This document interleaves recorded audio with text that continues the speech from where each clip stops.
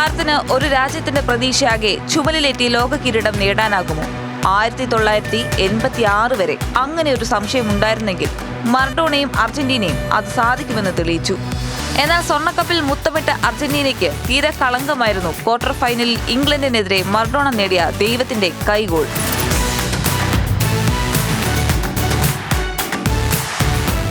രണ്ട് രാജ്യങ്ങളും തമ്മിൽ ഫോക്ലാൻഡ് ദ്വീപുകളെ ചൊല്ലി സംഘർഷമുള്ള കാലം. കടലിലെ തർക്കം കളിക്കളത്തിൽ തീർക്കാനുറച്ച് അർജന്റീന ഇംഗ്ലണ്ട് താരങ്ങൾ. തോറ്റുപോയാൽ രാജ്യം തലകുനിക്കുന്നതിന് തുല്യമായതിനാൽ മെക്സിക്കോയിലെ അസ്കേ സ്റ്റേഡിയത്തിൽ ഓരോ നിമിഷവും ഇരമ്പിയാർത്ത് ആരാധകർ. ആദ്യ പകുതിയിൽ അർജന്റീനയും ഇംഗ്ലണ്ടും ഗോൾ രഹിതം.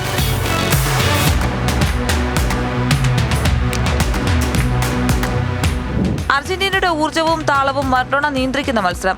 ഉജ്ജ്വലമായ മുന്നേറ്റത്തിനൊടുവിൽ ഇംഗ്ലണ്ടിന്റെ പ്രതിരോധ പിഴവിൽ കിട്ടിയ അവസരം ഹെഡർ ചെയ്യാനായി മറഡോണ ഉയർന്നു ചാടുന്നു. ഒപ്പം പന്ത് കൈയെടുക്കാൻ ഇംഗ്ലണ്ട് ഗോൾ കീപ്പർ പീറ്റർ ഷിൽട്ടണും. മറഡോണയുടെ കയ്യിൽ തട്ടി പന്ത് വലയിലേക്ക്. ഹാൻഡ്ബോൾ ആണെന്ന് വ്യക്തമായിട്ടും മറഡോണ അർജന്റീന താരങ്ങൾക്കൊപ്പം ഗോൾ ആഘോഷിച്ചു. റഫറിക്ക് നേരെ ഇംഗ്ലണ്ട് താരങ്ങൾ പരാതിയുമായി എത്തിയെങ്കിലും വാറും പരിശോധനയും ഇല്ലാത്ത കാലം. റഫറി ഗോൾ അനുവദിച്ചു. ചതിയാണെന്ന് വിളിച്ച് അശ്ലീല ആംഗ്യം കാണിച്ചും ഇംഗ്ലണ്ട് ആരാധകർ ആക്രോശിച്ചു.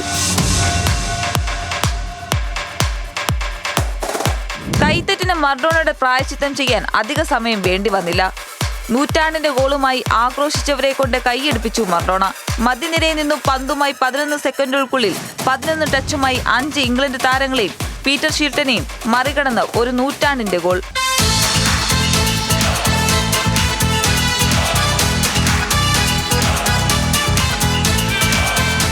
അർജന്റീന സെമിയിലേക്ക്. പിന്നീട് ബെൽജിയത്തെയും ജർമ്മനിയെയും വീഴ്ത്തി വിശ്വകിരീടം.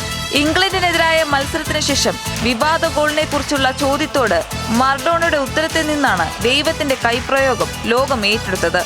അല്പം മറഡോണയുടെ തലയും അല്പം ദൈവത്തിന്റെ കൈയും എന്നായിരുന്നു ഹാൻഡ്ബോളിലെ ഗോളിന് മറഡോണയുടെ മറുപടി.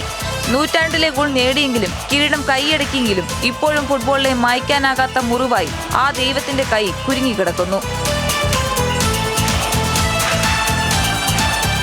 World cup desk news Malayalam.